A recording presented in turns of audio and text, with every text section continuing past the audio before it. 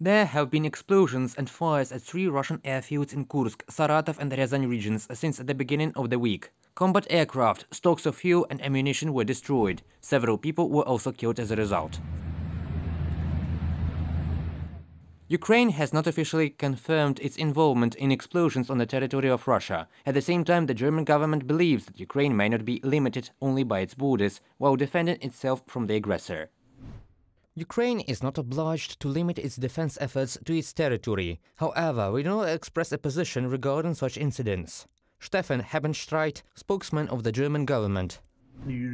Regarding the legal side, we undoubtedly have the right to strike at the military facilities of the aggressor country in order to protect our territorial integrity. This was confirmed by the world community. At first, they were categorically against such strikes. They gave arguments that it would lead to even greater escalation, to the gradual involvement of other countries. But over time, the views of our partners and the world community began to change. According to U.S. Secretary of State Antony Blinken, the United States of America will respect any decision of Ukraine on the issue of defense, but at the same time they do not encourage a possible escalation. We have neither encouraged nor enabled the Ukrainians to strike inside of Russia, but the important thing is to understand what Ukrainians are living through every day with the ongoing Russian aggression against their country, and our determination to make sure that they have in their hands, along with many other partners around the world, the equipment that they need to defend themselves, to defend their territory, to defend their freedom.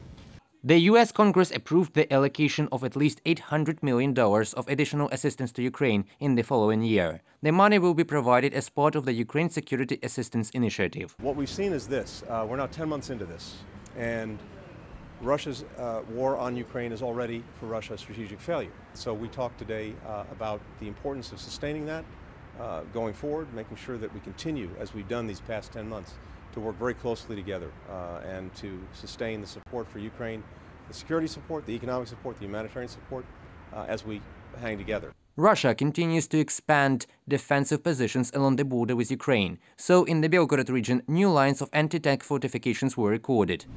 There is a realistic possibility that the Russian authorities are promoting defensive preparations within internationally recognized Russian territory to burnish patriotic feeling. However, it probably illustrates some Russia decision-makers' genuine but false belief that there is a credible threat of invasion by Ukrainian forces.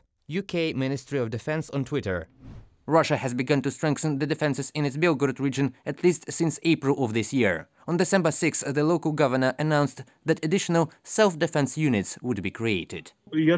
I think the scene is more in the informational and psychological sense for today.